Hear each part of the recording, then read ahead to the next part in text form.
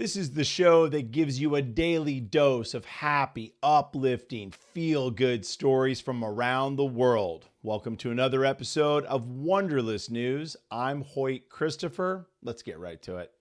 All right, so our first segment is heroic 13-year-old takes control of school bus and stops vehicle after the driver loses consciousness. That's right, this 13-year-old is a hero. So he's seventh grader from Warren, Michigan, and his name is Dylan Reeves. Dylan Reeves was on the school bus as always when he noticed that his bus driver was losing consciousness. He jumped up, grabbed the steering wheel, and was able to slam on the brakes and keep the bus from hitting oncoming traffic. Crazy. Moments after the bus driver began feeling lightheaded and lost consciousness is when Dylan jumped into action and saved the bus with all of his classmates and other kids on there, and also saved the bus driver. So the bus-mounted camera footage is really cool. It caught all this on camera, most of it. It shows Dylan jumping into action and saving everybody. I mean, I got to tell you, this kid's pretty incredible. Even his mother said she was beaming with pride that her son was able to, jump into action so quickly, think on his feet.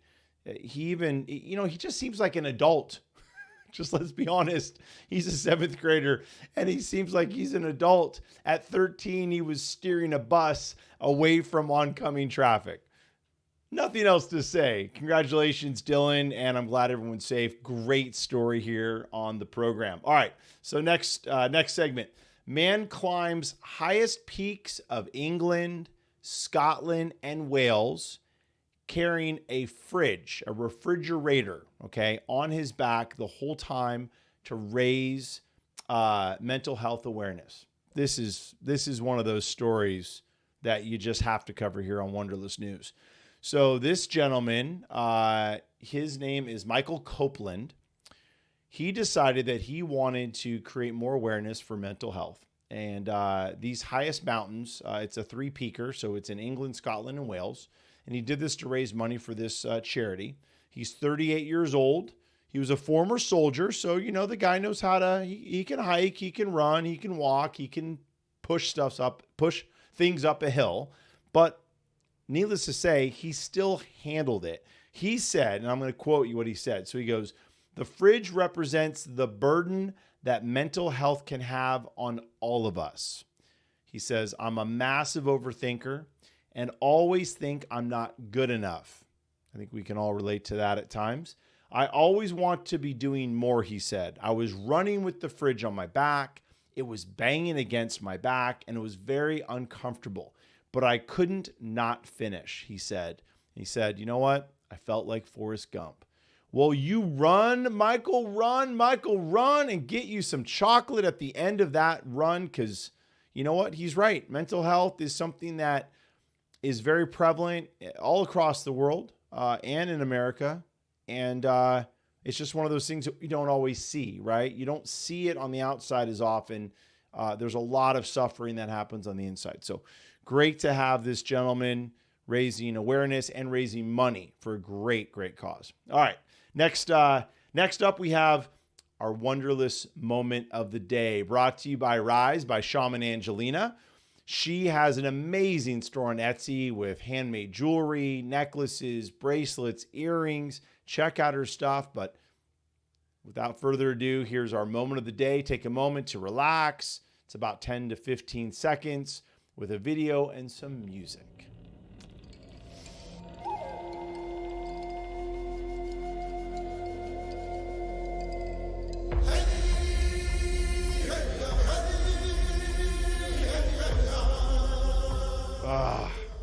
I love that. I love it. Thank you, Rise by Shaman Angelina. Again, go to her site. The link to her store on Etsy is in the description of the show, and you can check out her stuff and, buy something for a friend or for yourself. All right, next segment.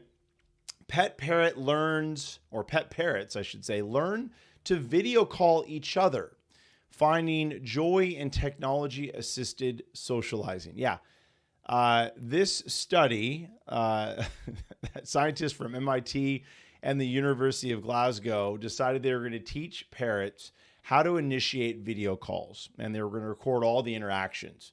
So they started with, hundreds of parrots, I think it was. 18 parrots and 212 video calls. They dropped down to about 15 parrots after a few just, couldn't take it. Too much FaceTime. And then they ended up with 15 birds who made a total of 147 video calls. And I got to tell you, over 2 months, what they recorded was hilarious. These birds actually ended up. So what happened was, going back, the way they selected, the parrots would actually choose who to call, what parrot. And that parrot's picture would be on a keyboard of such, and the parrot would click on it and it would call. What they saw was that they would recognize the parrot.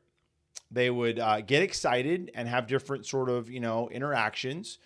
Some even learned to fly. Some learned to forage from their video call mates, if you will. And so they learned skills and they socialized and they had a blast. In fact, they said 2 older parrots, macaws, were a little bit weaker, but they formed this fast friendship. And it's carried on long after the study. Now they're continuing to talk, and they frequently call each other and say, hi, hello, and come here. So get that again. Hi, hello, come here. I probably don't do a very good impersonation of a macaw, but anyways, great study. Great segment. I love it. If it works for parrots, then I wonder what other animals would work for. Next would be our dogs, if they could figure out how to get a big paw button there somewhere. All right, so now it's time for our Wonderlous thought, which we're going to talk about pets on video chat, right? Great, why not? We got parrots. What else do we have? I know I've read that chimpanzees and other monkeys have done this in some small settings and studies. But in general, what about pets on video chat? So I know that I have a dog, but I haven't bought this one. There's like a at-home video camera that you can have. Some owners have it in their house so they can see what their pet's doing and so what sort of mischief they're getting into, if they will. They also have a video camera and a microphone on some of the food feeders for dogs and cats, where the owner can actually talk to the dog or the cat, right? Say, oh, good boy, good girl, whatever.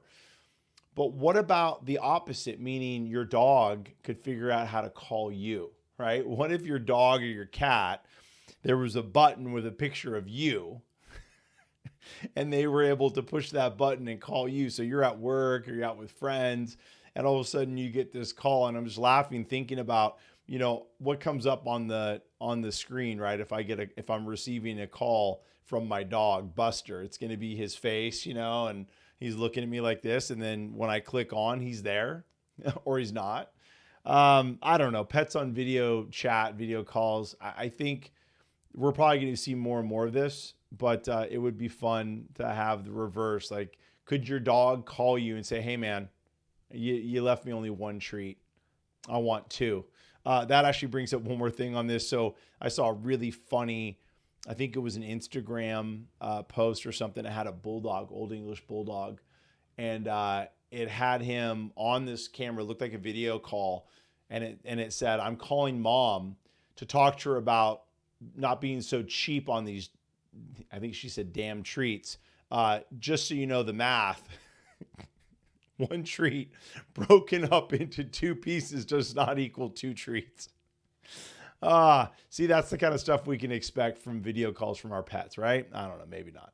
All right, listen. So if you have a story, a Wonderless story that you want us to tell here on the show, please email it to me. It's wonderlessnews@gmail.com.